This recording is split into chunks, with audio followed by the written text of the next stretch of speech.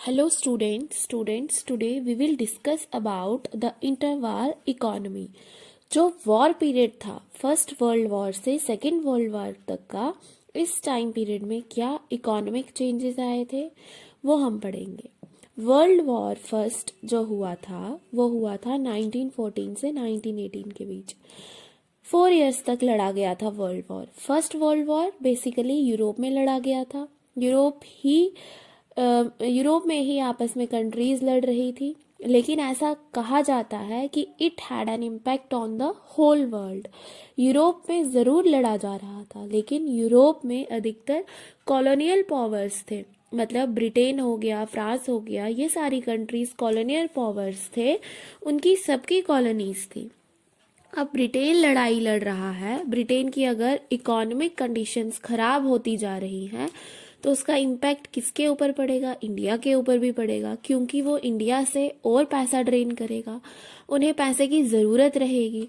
तो उस तरह से वर्ल्ड में कितनी सारी कंट्रीज थी, कितने सारे कॉलोनियल पावर्स थे जिन्होंने अलग अलग जगह पे कॉलोनीज बनाई। तो इस सेंस में कहा जाता है कि वर्ल्ड वॉर जो है it was fought in Europe but its impact were being observed all over the world.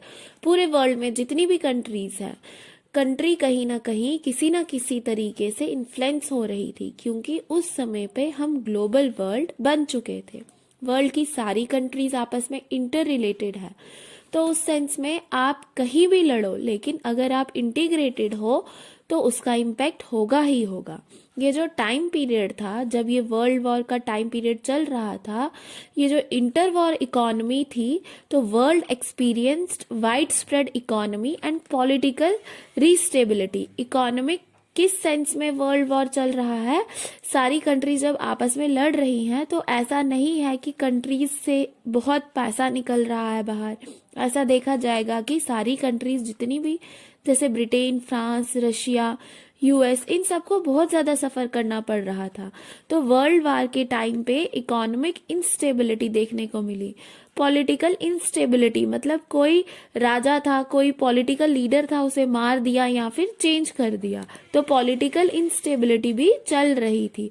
और उसी के साथ साथ में अनदर वॉर मतलब क्या है? World war 2। तो वर्ल्ड वार जो हुआ, वर्ल्ड वार 2 भी एक्सपीरियंस किया गया due to world war first. World war first के जो रिजल्ट्स आए उसी के कारण लोग गुस्सा हुए, लोगों के अंदर एक गुस्सा भर गया और उस गुस्से को उन्होंने चैनलाइज जो है कहाँ पे कर दिया? वर्ल्ड वार 2 में। अब इसके चलते क्या क्या चीजें बदलती गई?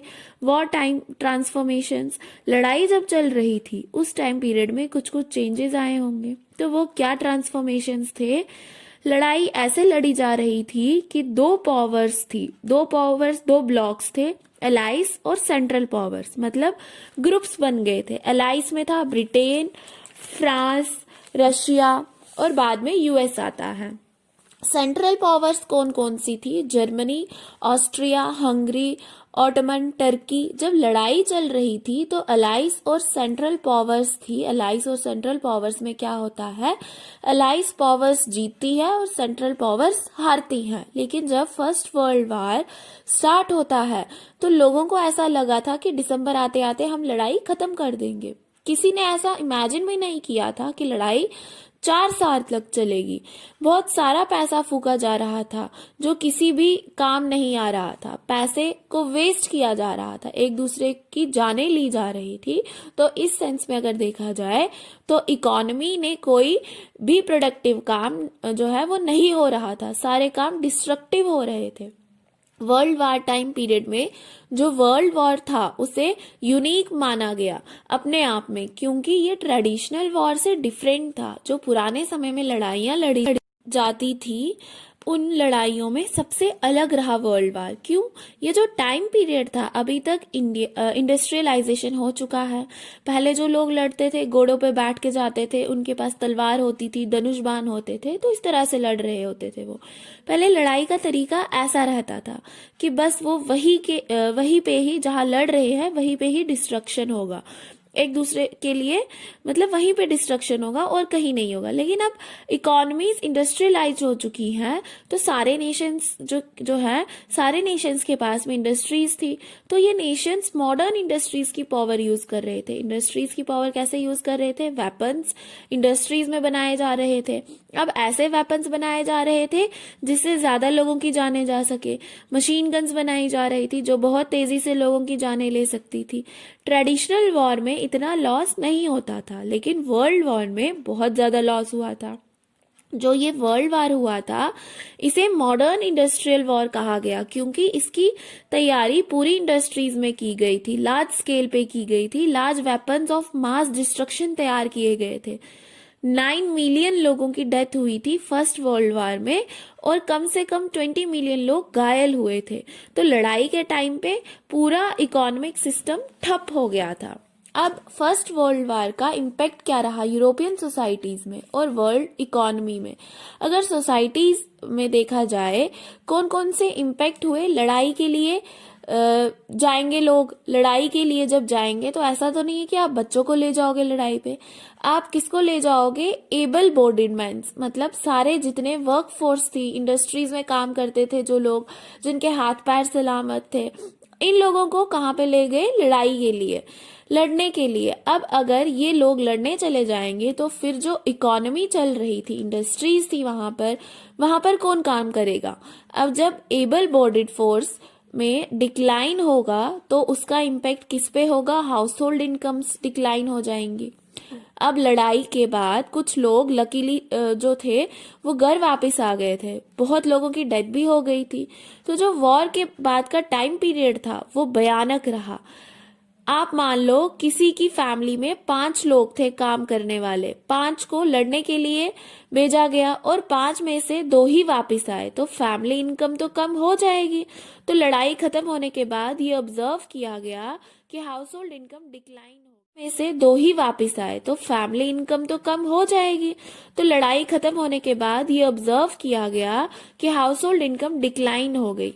अब इंडस्ट्रीज जो थी अभी तक गुड्स बना रही थी, अब वो सिर्फ वॉर रिलेटेड प्रोडक्ट्स जो है वो प्रोड्यूस कर रही थी, जिसके चलते बेसिक कमोडिटीज वाले जो गुड्स थे उनकी शॉर्टेज होने लगी इकोनॉमी में। अब क्या होने लगा? पहले मेन पूरे जो थे सारे मेन क्या करते थे? अगर इंडस्ट्रीज में काम करते थे, अब जब वो लड़ने चले गए तो किसी ना किसी को तो पीछे संभालना होगा।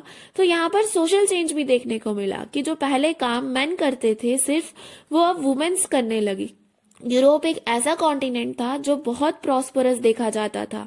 ब्रिटेन वगैरह जो थे, इनकी अलग अलग जगह कॉलोनीज थी, इन कॉलोनीज से रॉ मटेरियल लाते थे और अपनी इंडस्ट्रीज में प्रोसेस करके बहुत ग्रो कर रहे थे। तो इकोनॉमिक पावर कहाँ पे सेंट्रिक था? यूरोपियन कंट्रीज में। लेकिन अब चीजें बदली कैसे? अब यूएस जो था, यूएस को यहाँ पे मौका मिला, यूएस के पास पोटेंशियल था, बहुत रिसोर्सेज थे, धीरे धीरे पैसा जमा करते जा रहा था। अब जब ब्रिटेन को लड़ाई लड़ना है तो उन्हें हथियार की जरूरत होगी, पैसे की जरूरत होगी।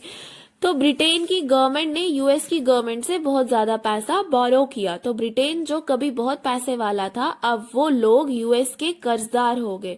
देखा जाए तो अब इकोनॉमिक पावर यूएस बन गया। तो इकोनॉमिक पोजीशन जो थी उस समय पे, उसमें चेंजेस देखने को मिले। तो यूएस जो डिबेटर था, मतलब जो लोगों से पहले पैसा उधार लिया करता था, अब वो लोगों को पैसा बांट रहा था और अपनी पावर जो है वो इस्टेब्लिश कर रहा था उनके ऊपर। इसके बाद हमारा टॉपिक आ जाता है पोस्ट वॉर रिकवरी, मतलब लड़ाई के बाद में किस तरह से चीजें रिकवर हुई है।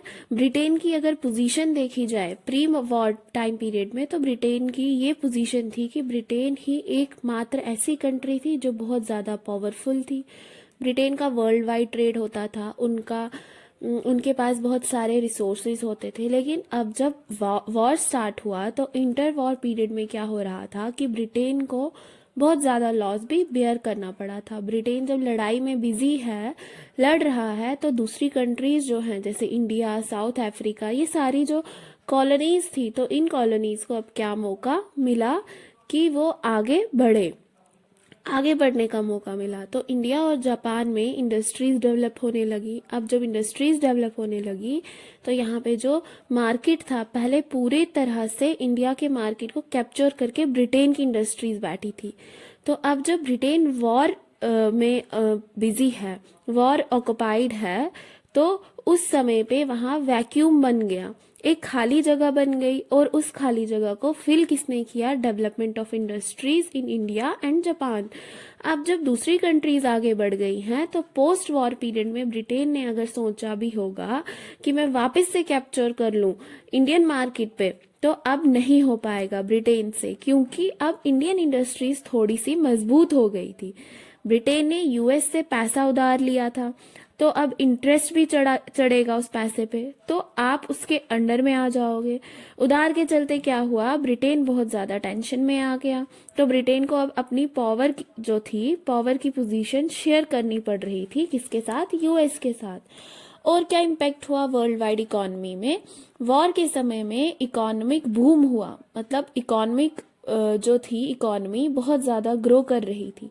वॉर के समय में डिमांड बढ़ेगी बहुत ज़्यादा। अब लड़ना है तो हथियार चाहिए रहेंगे, सोल्जर्स के लिए खाना चाहिए होगा, उनके लिए यूनिफॉर्म, बहुत सारी चीज़ें चाहिए रहेंगी। तो डिमांड बढ़ेगी प्रोडक्ट्स की डिमांड बढ़ेगी तो प्रोडक्शन बढ़ेगा, प्रोडक्शन बढ़ेगा तो एम्प्लॉयमेंट बढ़ेगा।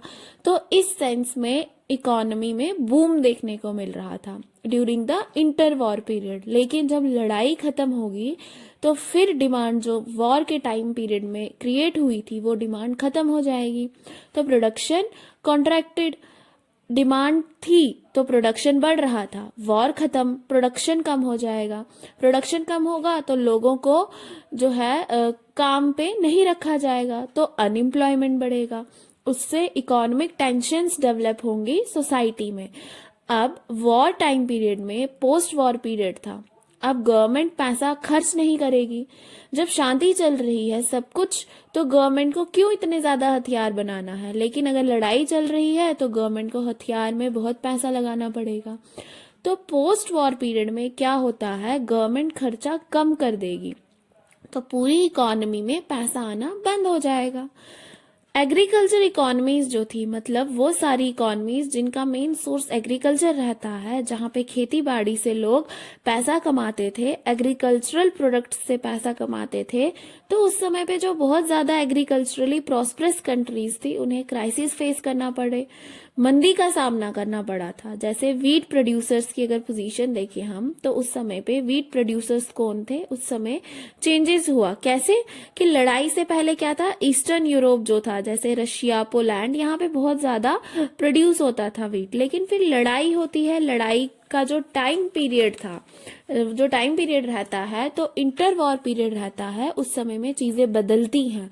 उस समय में कनाडा, यूएस, ऑस्ट्रेलिया, ये कुछ कंट्रीज थी जो वीट प्रोडक्शन में बहुत ज्यादा आगे निकल जाती हैं, क्योंकि डिमांड थी, यूरोप में वॉर हो रही थी और जो यूरोप के बाहर की कंट्रीज थी वहां पे वीट प्रोड्यूस हो रहा था और यूरोप में सप्लाई करते थे। जब लड़ाई खत्म हो जाती है तो पोस्ट वॉर पीरियड में क्या होता है? यूरोप वापस से रिकैप्चर करने की कोशिश करेगा मार्केट को अपने। तो इसके चलते क्या प्रॉब्लम होती है? प्रोडक्शन बहुत ज्यादा हो गया। अब प्रोडक्शन ज्यादा हो गया बट डिमांड अब कम हो गई है, वॉर खत्म हो गई थी, तो सप्लाई ज्यादा है, डिमांड कम है, तो प्राइसेस गिर जाएंगे वीट के। तो उनके ऊपर एक मंदी का प्रभाव देखने को मिला, रूरल इनकम डिक्लाइन होने लगी। अधिकतर खेती रूरल एरियाज में की जाती थी, उनकी इनकम डिक्लाइन होने लगी क्योंकि प्राइसेस ही कम हो गए थे। जो फार्मर्स थे उनके ऊपर डेब्ट्स बढ़ने लगे, कर्ज बढ़ने लगा। तो पोस्ट वॉर पीरियड में चीजें बदल गई, ब्रिटेन की पोजीशन बदल गई, एग्रीकल्चर सेक्टर में चेंजेस आ गए, अनएम्प्लॉयमेंट बढ़ गई। अब रिकवरी कैसे की जाएगी? बहुत ज्यादा प्रोडक्शन और कंजप्शन से, जिसे हम नेक्स्ट लेक्चर में डिस्कस करेंगे।